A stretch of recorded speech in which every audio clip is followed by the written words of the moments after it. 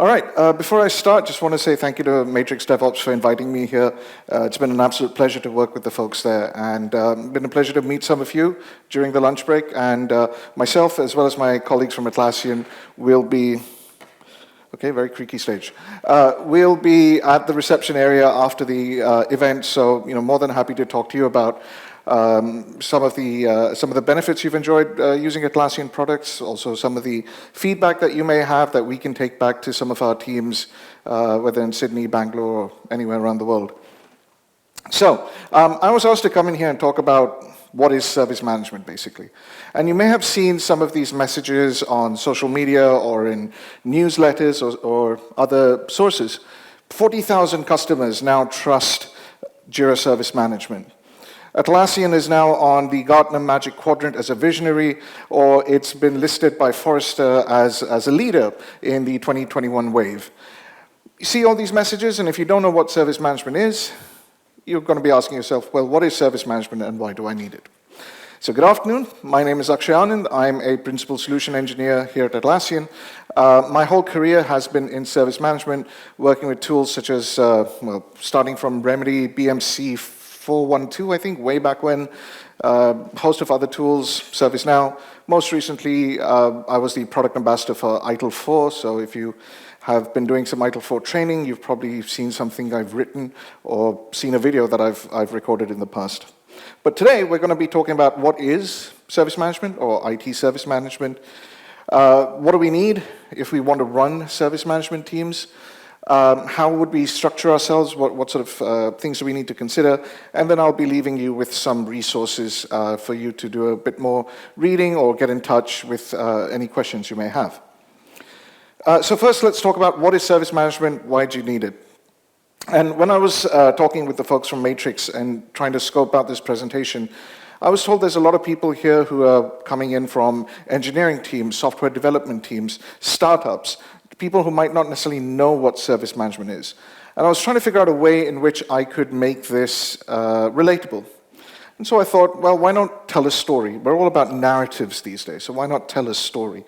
What happens when people actually start using your products? You know, those pesky users start using your product. They might say, hey, really excited, can you set up some accounts? And you need some more information. Well, in service management terms, we'd say that's service request management. They might then ask, well, how long is it going to take for you to set up my accounts? That's service level management. Or maybe they say, clicker. Maybe they say something like, well, actually, something's not quite working. Can you help us? Well, that's incident management.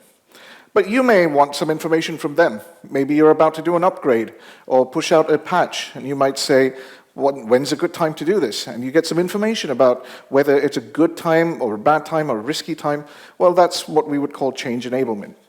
So if your teams are starting to do these sorts of things, you're moving from solely focusing on product management to service management. If you're starting to work on requests, looking at what your service level of achievements might be, if you're starting to manage incidents, if you're starting to manage changes, or anything else, maybe you're managing assets. This is a sign you're maturing as an organization, you're maturing as a team, and starting to do service management. And, there we go. So, what do we need to manage IT services?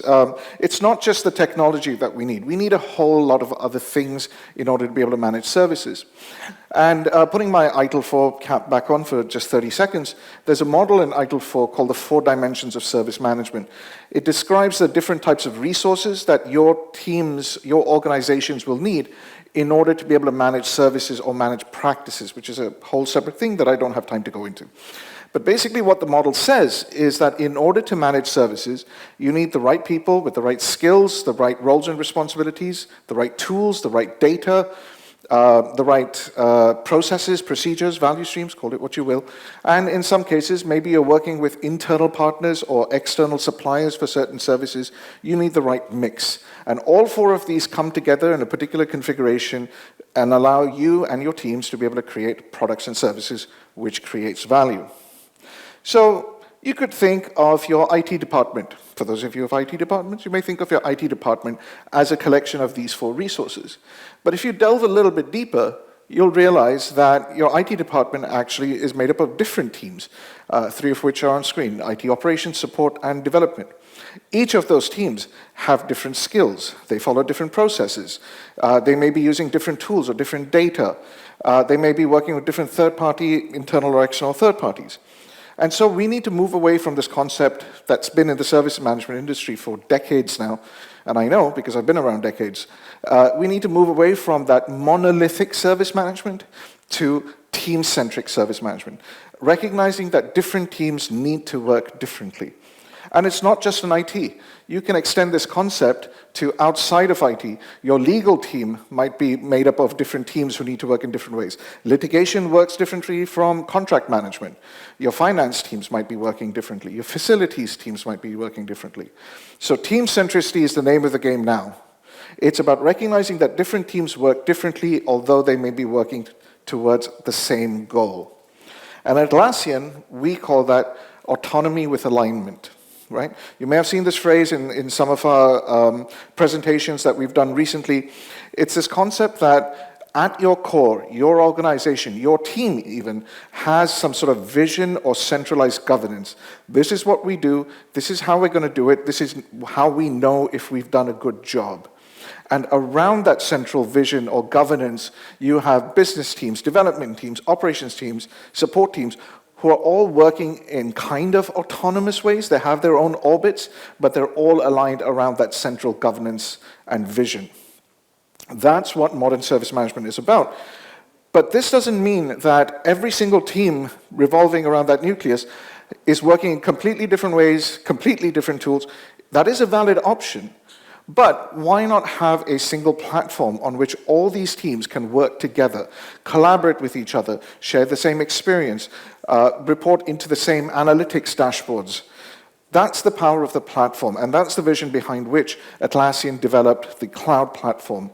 Right? We have a core set of infrastructure and software tools which give you, as the users, our customers, and partners, the access to collaboration tools, automation, analytics, centralized administration, and so on which you can build solutions that meet the needs of different teams, whether that's agile DevOps teams, service management teams, work management teams, or you can do all sorts of things.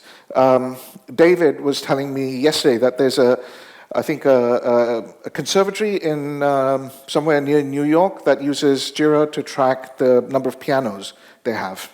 You can do a lot of things with the Jira platform. Very, very busy slide up here, which I'm not going to go through in the interest of time, but please take a photo if you need, I'll get out of the way. But this sort of shows how Jira Service Management can come together to satisfy the needs of not just your users, but your management teams, as well as software teams. It works side by side on the same platform with Jira software, so that service management teams can be working on assets, they can be working with queues and tickets, SLAs, portals, alongside software teams who are working with Kanban boards, who are working with backlogs, who are integrating with CI/CD tools to push changes. But you know what? Those changes impact services, so we need those change management tickets to be going through as well. We need to be able to track deployments and changes and releases. So you can do a lot of things with Jira Service Management and Jira software side by side. And so in summary, essentially, that is Atlassian's approach to modern work, to modern service management. It's team centricity on a connected platform. It's not just us giving you this pitch. We commissioned Forrester to come out with to do a study on the total economic impact of Jira Service Management. You can download it off of our website, but the highlights are that the customers who were surveyed, who were studied, who were analyzed, they saw improved productivity for end users, service agents, and support teams. They saw cost savings from being able to retire their old service management tools. They improved cross-team collaboration, again, from service management to software teams and back the other way, as well as an improved user experience, whether you're a business user, service management agent, or a software developer. So, wrapping this up super quickly, further resources, of course, our website, you can go out there, you can start a trial of Jira Service Management if you so wish. There's also a section on the site where you can do a sort of choose your own adventure tour of different solutions within Jira Service Management. That's powered by this platform that we work with called Consensus. And this is kind of what it looks like. You get to tell Consensus what sorts of things you want. Do you want the basics? Do you want the deep dive? And it builds a narrative storyline for you and moves you through those videos. And we can also have a look at what you're interested in, and we can produce more content based on the sort of analytics we get out of Consensus. But from Consensus, as you can see in the corner, you have a start a free trial. So if you like what you see, you can start that trial, get up and running, start playing around with Jira Service Management, and see how that improves your lives. And that is a really, really quick tour of what is service management and why do you need it. Thank you.